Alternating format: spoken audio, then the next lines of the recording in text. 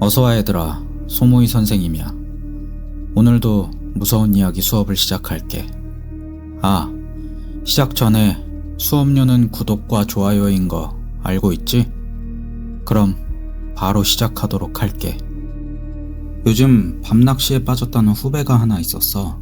이름은 민수. 오랜만에 그 친구한테 전화가 왔는데 요즘 혼자 저수지에 자주 간다고 하더라고. 마침 나도 시간이 좀 비었고 얼굴도 볼 겸해서 따라가 보기로 했지. 그 저수지는 경기도 외곽에 있는 한 저수지였어. 산으로 둘러싸여 있고 평소에도 사람 손이 잘 안 닿았던 듯한 깊숙한 곳이었지. 그리고 그날 민수는 이렇게 말했어. 형, 밤낚시 할 거예요. 요즘 밤에 붕어가 잘 물더라고요. 밤에, 그것도 산속 저수지에서 낚시라. 조금 묘한 기분이 들었지만 민수는 아무렇지도 않더라고. 우리는 해가 지기 전에 도착해서 텐트를 치고 낚싯대를 던졌지. 그때까지만 해도 아무 일도 없었어. 밤 10시쯤 됐을까? 산새 소리도 멈추고 사방이 조용해졌어. 우리 랜턴 불빛만 외롭게 흔들리고 있었는데 그때 민수가 말했어. 형, 잠깐만요. 그리고는 말도 없이 낚싯대를 내려놓고 저수지 쪽으로 걸어갔어. 어디 가냐고 물으니까 민수가 작게 대답했지. 누가 부르는 것 같아서요. 그 말에 나는 등골이 서늘해졌어. 민수는 물가에 서더니 갑자기 한쪽 손을 들어 천천히 계속 손을 흔들기 시작했어. 아무도 없는 텅 빈 어둠 속을 향해서. 야, 민수야, 너 뭐 하는 거야? 내가 불러도 그는 반응이 없었고 고개를 돌리지도 않았어. 그러더니 형도 보이죠? 저기 여자. 나는 아무것도 보이지 않았어. 하지만 민수는 계속 그 방향을 바라보며 손을 흔들고 있었어. 그 순간은 정말 소름이 끼쳤다. 나는 민수를 억지로 텐트로 끌고 왔어. 그 후 민수는 입을 다물고 식은땀을 흘리며 계속 그 방향만 쳐다봤어. 눈동자도 떨리고 있었지. 나는 민수를 데리고 산을 내려가고 싶었지만 너무 깊은 산속이라 이 밤에 내려가는 게 더 위험할 것 같더라고.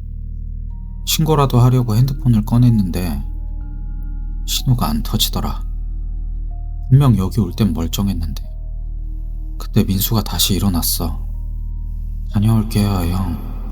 그리고는 그대로 물가 쪽으로 달려가더니 그 애는 물속으로 천천히 걸어 들어가고 있었어.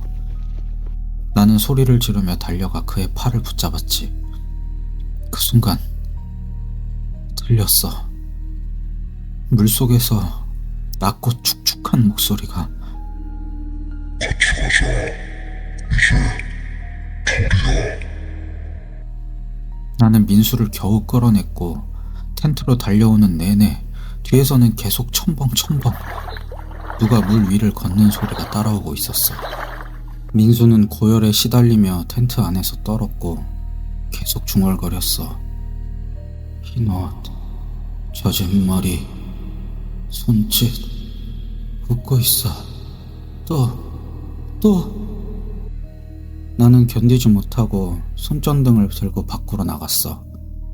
민수가 바라봤던 그 방향을 나도 직접 보기 위해서. 그런데 정말 있었어. 하얀 원피스를 입은 여자가 물가에 서 있었고 그녀는 내 쪽을 보며 손을 흔들고 있었어. 천천히, 부드럽게. 그리고 고개를 들었을 땐 그 얼굴엔 눈도 없고 오직 입만, 그것도 턱부터 귀 밑까지 찢어진 웃고 있는 입. 그 입이 분명히 이렇게 말했어. 여긴 3시야 이제. 그렇게 난 기절했어. 그 다음날 구조대가 왔을 때 민수와 나는 실신해 있었어. 경찰은 우리가 그냥 피곤해서 환각을 본 거라 했어. 하지만 민수는 지금도 회복되지 않았어. 민수는 지금 병원에 있어. 창밖을 바라보며 매일 같은 시간에 손을 흔든다고 하더라. 그리고 그 병원 근처 저수지에서도 밤마다 손짓하는 여인이 보인다는 제보가 계속 들어오고 있대. 얘들아, 그 손짓은 멈추지 않아. 그리고 전염된다고 해.